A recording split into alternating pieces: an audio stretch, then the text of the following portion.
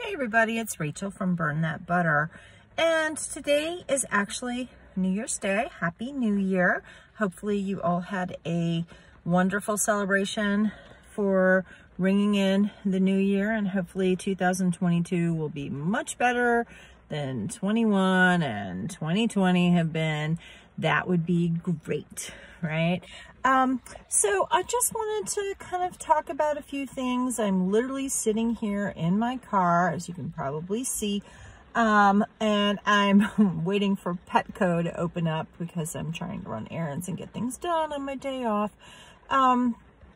Anyhow, so something had come up on a board that I am on, and it is for people who use various Garmin. I have a Garmin Forerunner 245.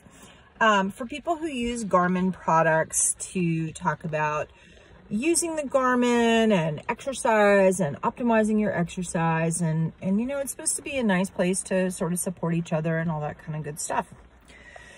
So there was something where somebody had posted about I'm trying to remember exactly how it was, but it was along the lines of, if they didn't like how Garmin was defining running.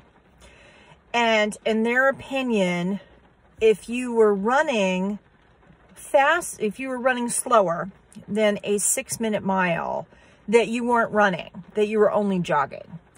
Okay.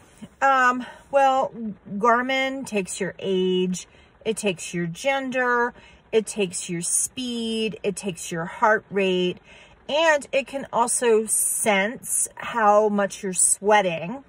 And it takes all of these things into account, and that is how it determines how many calories that you have burned. And then it also gives you what they call heart rate zones. Heart rate zones are pretty standardized throughout the health and exercise world. There's zone 1 through zone 5. And zone 5 would be that you are taking your heart rate to the maximum. And for most of us, we can only do that for kind of short time periods, 5-10 minutes or less, because your heart is beating really, really fast and you're at just maximum exertion. So that would be things like sprinting. That would be things like doing HIIT, which is high intensity interval training. And the idea is you bring your heart rate really high, and then you have like some recovery. And maybe if you were doing sustained exercise, like you were running, so you run and maybe you're in like zone 3, zone 4, and then perhaps you do some sprinting, you try to get yourself up to zone 5, you maintain that as long as you can, and then you kind of come back down. Anyhow, so my point being is that the Garmin sports watches, you can then go back and you can say, okay, this time, you know, this time period I'm running, this time period I'm doing cardio, this time period I'm doing HIIT, I'm doing strength training. But they didn't like how Garmin defines running. And it was kind of this elitist sort of, oh, well, if you can't run faster than a 6-minute mile, you're only jogging. And I am a slower runner. I'm always going to be a slower runner. Now, things that I may or may not have shared before, I actually have a congenital heart condition, which, you know, I'm not going to get into at this point, but my cardiologist does want me to run, and they are very insistent that, you know, I pay attention to my body signals, and that if I feel like my heart rate is too fast, then yeah, my heart rate is probably too fast and I need to slow down. But they want me to run, they want me to exercise. All of my doctors, my cardiologist, my general care person, all of my doctors want me to exercise. All of my doctors want me to continue in my weight loss process to be the healthiest person that I can, and to, you know, try and keep in mind that although I have a congenital heart condition, which You know, at some point in my life, perhaps I will have heart surgery to get that fixed, but I function very well, actually, and never even knew that I had this heart condition until just a few years ago. And it's kind of a more rare heart condition, and it was only discovered because I had a cardiac cath done because they suspected that I had some blockages in my heart, and I don't. I just have this weirdo heart condition. Okay, so that all being set aside, so I have a heart condition which actually limits how blood perfuses to my heart. And so that in and of itself, like, I'm never going to be a fast runner. Okay, that's just that. But I also have a pretty dense bone structure. I have a pretty solid frame. I am 5'6" right now.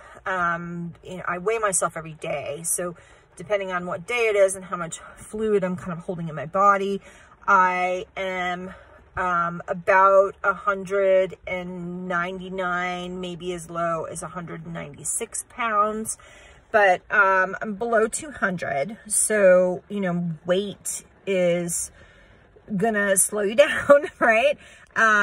Just moving that physical volume, density of weight is going to, by nature, make you a slower runner. And I have some pretty dense bone structure. So I carry my weight fairly well. I am sitting here wearing a size 14 jeans, and, you know, but I weigh just under 200 pounds. So I've always been slow. I'm not a fast runner. The fastest that I can run when I do a sprint is about an 8-minute mile. I cannot sustain that for very long. It's just too hard on my joints. It's, you know, it's just too difficult for me. So even if I dropped another 20 or 30 pounds, there is no way that I don't think that my body is ever going to be a 6-minute mile. Okay. And that's fine. That is fine. I am running. I'm training for a half marathon. I'm planning to do a marathon later in this year. I am running 4 to 5 days a week. I'm running right now anywhere up to 7 miles at a time. You get what I'm saying. So for someone to say that I'm not a runner pisses me off. Okay, that pisses me off. And here's the thing that really, really bothers me, because it's not just about me. All right, exercise is for everyone. It doesn't matter what you're, and I'm literally sitting here and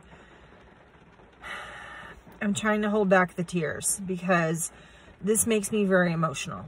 Okay, exercise is for everyone. Everyone deserves to move their body. Everyone should be able to move their body in a way that's healthy and sustainable and works for their anatomy, be it if they have joint problems, be it if they have a heart condition, be it if they are overweight, anything along those lines.